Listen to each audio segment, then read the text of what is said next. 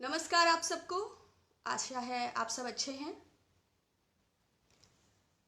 आज भारत के पूर्व प्रधानमंत्री स्वर्गीय श्री राजीव गांधी जी की शहादत दिवस भी है और वो श्रमिकों के अधिकार के बहुत हितैषी थे।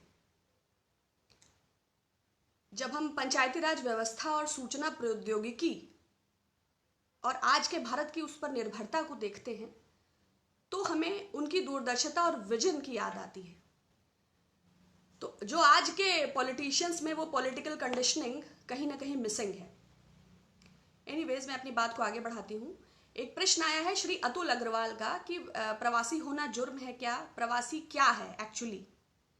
तो प्रवास या पलायन या प्रवासी, इसका अर्थ है संभावनाओं की खोज में, मतलब जीविकोपार्जन के उद्देश्य से एक ऐसा स्वयं का दोहन जो अपने आत्म सम्मान को बचाए रखते हुए अपनी आत्मनिर्भरता की ओर केंद्रित हो।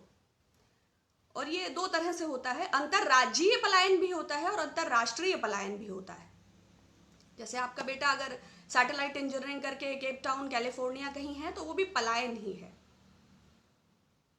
तो एक बहुत अच्छा था, बड़ा कालजयी, नाम नहीं याद आ रहा है, शायद पहला गिरमिटिया, वो महात्मा गांधी जी के प्रवास और पलायन से संबंधित था। और 1840 ईस्वी में ब्रिटिशर्स द्वारा पहला प्रवासी अनुबंध किया गया था। तो ये अतुल अग्रवाल जी आपने पूछा था इसलिए। और आज जो प्रवासी श्रमिकों का हम सब दर्द देख रहे हैं, जबकि मेन स्ट्रीम मीडिया ने कोरोना संकट, उसकी बदहाली, टेस्टिंग किट्स और कोविड से संबंधित एक्चुअल आंकड़े बिल्कुल गायब कर दिए हैं, फिर भी अल्टरनेट मीडिया और तमाम डिजिटल मीडियम्स के थ्रू जो हमें देखने को मिल रहा है, जो चाहे वो उनके पाँव के छाले हों, चाहे कोई अधेड़ महिला अपना बच्चा खींच रही हो, चाहे कोई अपने मृत बच्चे को सड़क पर छोड़ गया हो, चाहे औरंगाबाद की घटना हो, चाहे औरैया की, चाहे दरभंगा से एक बच्ची अपने बाप को साइकिल पे बिठा के आ जा रही है, चाहे एक लड़का रिक्शे पे अपने माँ बाप को बिठा कर जा रहा है, चाहे येदियुरप्पा सरकार द्वारा ट्रेन को रोक दिया जाना हो, चाहे उत्तर प्रदेश के बॉर्डर्स पर आने वाले मजदूरों को रोक दिया जाना हो, चाहे गाजियाबाद का हजारों मजदूरों का सीन हो, चाहे बांद्रा के स्टेशन पर हो, हम और आप श्रमिकों की इस वक्त की बदहाली से अनजान नहीं है। जो पिछले 4 दिनों से प्रकरण हम सब लोग देख रहे हैं, श्रीमती प्रियंका गांधी जी, जिनकी शहादत की हम बात कर रहे हैं, उनकी पुत्री, लगभग मुझे लगता है 10 से 12 दिन पहले एक ट्वीट किया था कि प्रवासी श्रमिकों का हम सब दर्द देख रहे हैं, 20,000 बसें खड़ी हैं, सरकार को किससे पूछना है इसे सड़क पर क्यों नहीं उतार देती। खैर, सरकार तो संवेदनशील, अब क्या कहा जाए, किस बदहाली, ये जो हालात पैदा हुए हैं, ये जो प्रतिकूल परिस्थितियां हैं, चाहे वो इंडियन लेबर ऑर्गेनाइजेशन के 40 करोड़ लोग जो जीवन रेखा जिनकी गरीबी के नीचे चली गई है, चाहे वो 12.5 करोड़ लोग centre for monitoring Indian economy के मुताबिक जो अपनी जॉब गंवा चुके हैं, इस अव्यवस्था, इस अराजकता, इस असंवेदनशीलता, पांव के इन छालों, इसका जिम्मेवार कौन है। पूरी दुनिया में बहुत देशों में लॉकडाउन हुआ, कोई देश बताइए जिसने 3 घंटे 40 मिनट में इतनी विविधता वाले देश को इतनी विपरीत परिस्थितियों में खड़ा कर दिया हो। मल्टीफेस्टेड, मल्टीटास्कर, मल्टी टैलेंटेड, मल्टीपल चीजों के जानकार हमारे माननीय प्रधानमंत्री जी ने, हम माइग्रेंट्स पे बात कर रहे थे, एक छोटा सा डेटा है माइग्रेंट्स का। जब पार्टीशन हुआ था उस वक्त लगभग 1,45 लाख लोग इधर से उधर गए, 75,000 करीब इधर और 75,000 उधर। उस वक्त भी शरणार्थियों के लिए कैंप्स थे, लोग रोटियां बांट रहे थे। आज क्या व्यवस्था करी इस 3 घंटे 40 मिनट के लॉकडाउन ने। हमने लॉकडाउन 1 के बाद सोचा कुछ तो करेंगे प्रधानमंत्री जी, शायद चौथे या 5वें दिन चिदम्बरम जी का प्रेस कॉन्फ्रेंस था, डायरेक्ट बेनिफिट ट्रांसफर के लिए बोला। शायद 1 हफ्ते के अंदर राहुल गांधी जी का प्रेस कॉन्फ्रेंस था, उन्होंने कहा बिना किसी भेदभाव के लोगों की मौत हो रही है, हमारे पास पर्याप्त अन्न भंडारण है, खोल दीजिए, कोई राशन कार्ड अंत्योदय कार्ड ना कीजिए। गरीब कल्याण अन्न योजना की घोषणा कर वित्त मंत्री साहिबा 10-12 दिन के लिए गायब हो गई। तब तक काफी लोगों की मौत हो गई, एक महिला ने अपने बच्चों के साथ नदी में छलांग लगा दी, कई मजदूरों ने फांसी लगा ली। आज 60 दिन बीतने के बाद भी, लॉकडाउन 1 के बाद हमने थाली बजाई, लॉकडाउन 2 के बाद दिए जलाए, लॉकडाउन 3 के बाद आसमान से पुष्प की वर्षा हुई, लॉकडाउन 4 में प्रधानमंत्री जी को स्वयं साहस नहीं हुआ, अपने आप ये 31 तारीख तक आगे बढ़ गया। अगर कुछ नहीं हुआ तो ना रेलगाड़ी ना बैलगाड़ी। और सरकार की निष्ठुरता देखिए, मारेंगे भी और रोने भी नहीं देंगे, खुद करेंगे नहीं और करने भी नहीं देंगे। जब प्रियंका जी ने 1000 बसों की पेशकश की तो पहले प्रधानमंत्री जी मुकर जाते हैं कि नहीं, हमें तो कोई सूचना ही नहीं, हम तो सूची मांग रहे हैं। जब सूची उनको, और रात में 11:53 पर उनका मेल जाता है, सुबह 10 बजे उनको सारी बसेस चाहिए। जब 1000 बसें मुहैया हो जाती हैं तो वो फिटनेस का बहाना बनाते हैं। आप उनकी मशीनरी और उसकी, आप एक तरफ हालात देखिए कि लोग कैसे चल रहे हैं। अगर बीते 3 दिनों में ये 1000 बसें चला दी जाती तो 92,000 श्रमिक अपने घरों को पहुंच जाते, और 16,000 प्रति बस इसका किराया था। 4 करोड़ 80 लाख रुपए करीब इन बसों का भुगतान करेगी इंडियन नेशनल कांग्रेस। लेकिन सरकार ने अपनी बर्बरता को प्रदर्शित करते हुए फिटनेस टेस्ट मांगा, हवा भी चेक कर लेनी चाहिए थी, लगे हाथ मजदूरों का भी प्रमाण पत्र मांग लेना था, टायरों की हवा के अलावा उसकी कार के शीशे चेक किए जा सकते थे, और भी अड़ंगा लगाने के बहुत सारे साधन थे। लेकिन ये आपदा है। प्रधानमंत्री जी ने कहा था आपदा में अवसर तलाशिए। प्रधानमंत्री जी ने कहा था देश आत्मनिर्भर बनेगा। आत्मनिर्भर 1 करोड़ माइग्रेंट वर्कर्स को हम सड़कों पर देख रहे हैं, सारा सफर वो आत्मनिर्भरता से तय कर रहे हैं। आपदा में अवसर पे भी हम बात करेंगे। उत्तर प्रदेश के करीब 1 करोड़ 42 लाख प्रवासी मजदूर हैं, बिहार के लगभग 86 लाख, महाराष्ट्र के 70 लाख, वेस्ट बंगाल के 60 लाख, मध्य प्रदेश के 54 लाख, कर्नाटका के 40 लाख, गुजरात के 38 लाख, झारखंड के 28 लाख 37 हजार, आंध्र प्रदेश के 26 लाख, असम के 25 लाख। और सरकार लगभग 60 दिन के बाद क्या बात करती है? 5 किलो चावल, 1 किलो राशन। कांग्रेस ने पहले हफ्ते की प्रेस कॉन्फ्रेंस में ये कहा था, भाई नेशनल फूड सिक्योरिटी अधिनियम के तहत ये अनाज तो हमारा अधिकार है, उसके बाद भी अगर लोग भूख से मर रहे हैं तो ये सरकार की विफलता है। 2400 कुछ करोड़ रुपए चंदा मिला था भारतीय जनता पार्टी को, जिसमें 1400 कुछ करोड़ रुपए इलेक्टोरल बॉन्ड से मिले थे। अगर पूरे देश में कहीं प्याऊ भी लगा आपको एक दिख रहा है तो प्लीज फोटो उसका भेजिएगा। कांग्रेस के वर्कर्स को हम लगातार देख रहे हैं। 67 लाख से ज्यादा परिवारों को राशन पहुंचाया गया, ट्रकों राशन अलग अलग जिलों में भेजा गया, करोड़ों मास्क, 1 करोड़ तो मास्क 14 तारीख को पिछले महीने अंबेडकर जी के दिवस पर युवा कांग्रेस द्वारा ही बांटे गए थे। पूरे देश में, हालांकि उनका संगठन है इसलिए पूरे देश में साझी रसोई चल रही है। हजारों सैनिटाइजर्स, हजारों साबुन, और ये राजनीति प्रेरित नहीं है, ये कर्तव्य है। आपदा में हर भारतवासी का ये कर्तव्य है। बट मुख्यमंत्री योगी आदित्यनाथ जी सन्यासी हैं। सन्यासी है तो हम दया और करुणा की अपेक्षा करते हैं। आप फिटनेस की बात करते हैं, 1049 बच्चे जो BLRD मेडिकल कॉलेज में जिनकी डेथ हुई, उसी ब्लैकलिस्टेड कंपनी को ऑक्सीजन सप्लाई का दोबारा ठेका दे दिया गया। क्या उसकी फिटनेस आपने चेक की थी? और भी 150 उदाहरण हैं उन मानवाधिकार के नोटिस के साथ साथ जो आप अपनी फिटनेस को कहीं भी फिट नहीं कर पाएंगे। लेकिन ये इस वक्त ये प्रताड़ना, इस वक्त ये राजनीति का वक्त नहीं था। बहुत सारे विषय हैं, आपदा में अवसर पर आते हैं। 60 प्रधानमंत्री जी लॉकडाउन 4 तक हम बात कर चुके हैं। 12 मई को प्रकट होते हैं 20 लाख करोड़, GDP का 10%। प्रधानमंत्री जी की आदत है, बहुत ही ग्रैंड वो ओपनिंग स्टेटमेंट देते हैं। जब अर्थशास्त्रियों ने, बैंकिंग विशेषज्ञों ने और तमाम लोगों ने इसको एग्जामिन किया तो ये कितना है? 3.22 लाख करोड़ का ये रिलीफ पैकेज है। And it is not relief package, I strongly object. ये ऋण पैकेज है, इसमें राहत नहीं है। दुनिया भर में जिन देशों ने राहत दी है उन्होंने वो सहयोग किया है जो वापस नहीं करना है। आप वो पैसा दे रहे हैं जो देर सबेर हमें आपको वापस करना है, तो ये राहत कहाँ है?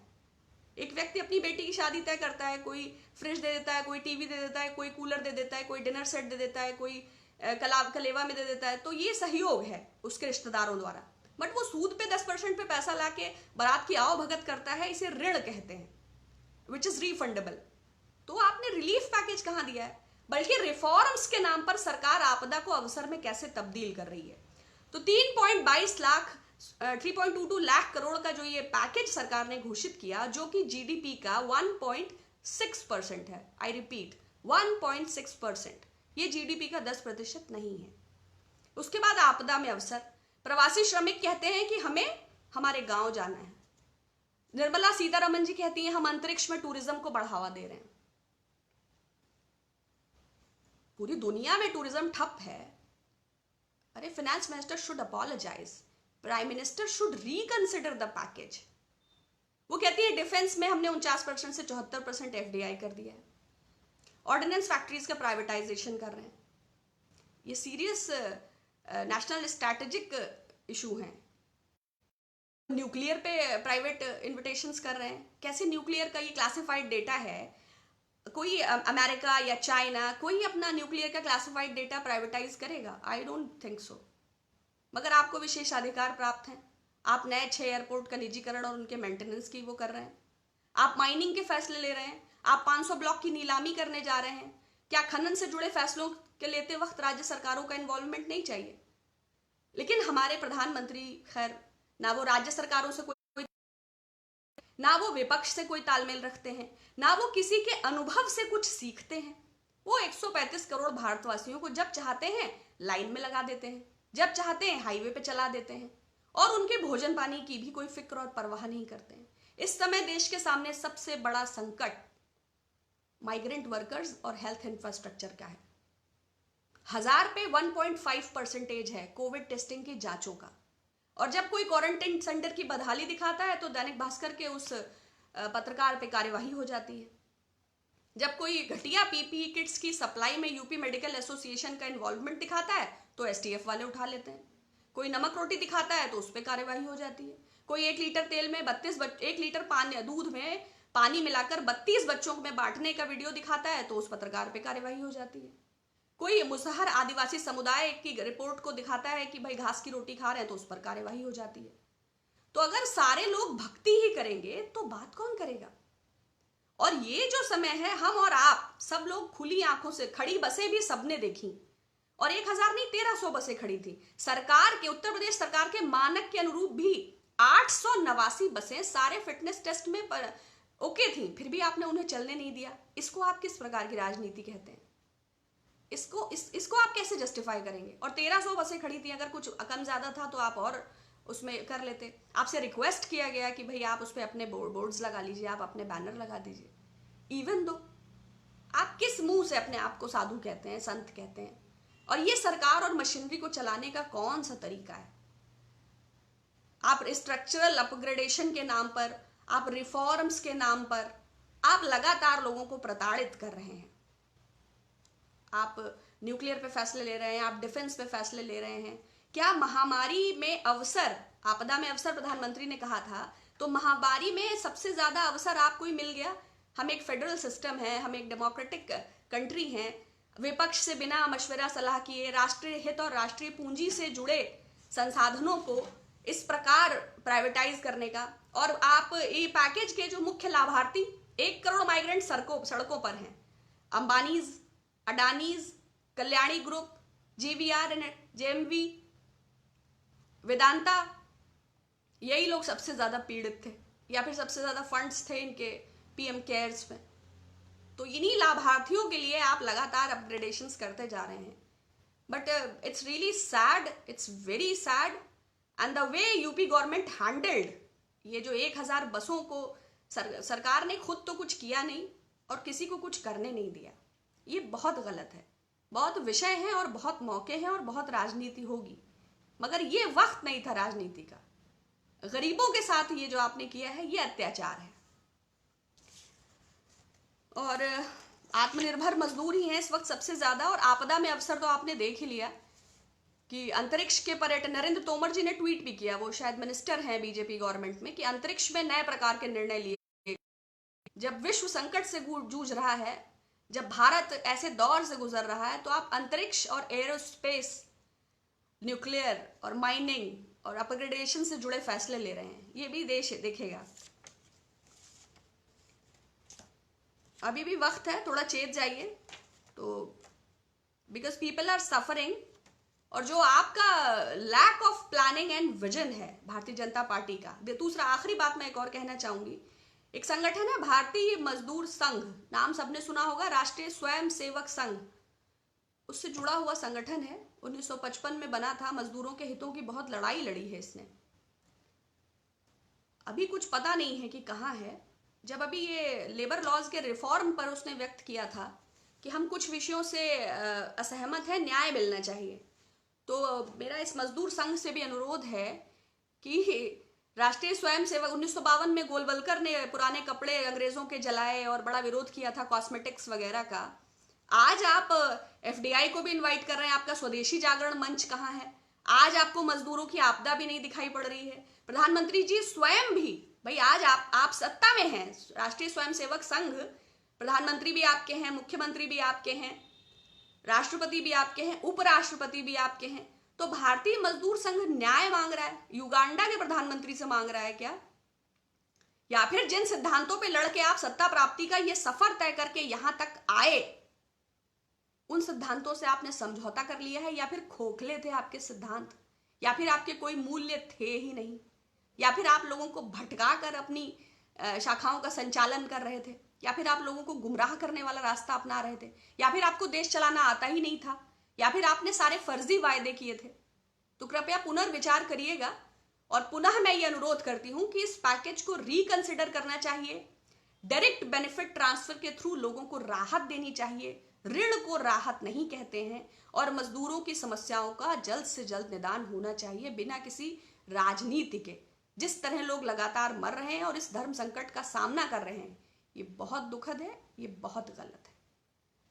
चलिए, बहुत नमस्कार आप सबको। इस बहुत संवेदनशील विषय पर मैं अपनी बात रखना चाहती थी और बहुत सारे सवाल आते हैं। अगर मैं जवाब नहीं कुछ का देती हूँ तो उसका मैं रीज़न भी देना चाहती हूँ कि मैं चाहती हूँ संवाद का एक स्तर बना रहे। अगर आप कोई व्हाट्सएप यूनिवर्सिटी से डेटा मुझे फॉरवर्ड करते हैं या कोई चीज़ मुझे भेजते हैं और मुझे लगता है कि वो स्तरहीन है, वो कहीं लॉजिकल नहीं है, उसमें तथ्य नहीं है, तो मैं उसका उत्तर देने से थोड़ा परहेज करती हूँ, क्योंकि जो हम बोले वो जेन्युइन हो और हमारा जो सहयोग है वो एक सिविक सोसाइटी के निर्माण में हो। एज अ सिटीजन भी हम रिस्पॉन्सिबल हो, as a person, as a human being भी हम जेन्युइन हो, है ना। हमारा आईपी एड्रेस अगर ओरिजिनल है, हमारा फोटो भी लगा है, आईटीआर भी है, टिन और डिन भी है, आधार, वोटर आईडी, पासपोर्ट भी है, तो इसका मतलब है कि हम एक जिम्मेदार व्यक्ति हैं। तो इसलिए हमें जवाब देते वक्त इस बात का ज़रूर ध्यान रखना चाहिए कि वो जेन्युइन हो। तो जो सही लगेगा उसका उत्तर मैं ज़रूर दूंगी। बहुत शुक्रिया, फिर बात होगी। आप सब अपना ध्यान रखिएगा और WHO गाइडलाइंस का अच्छी तरह पालन कीजिएगा। Thank you so much.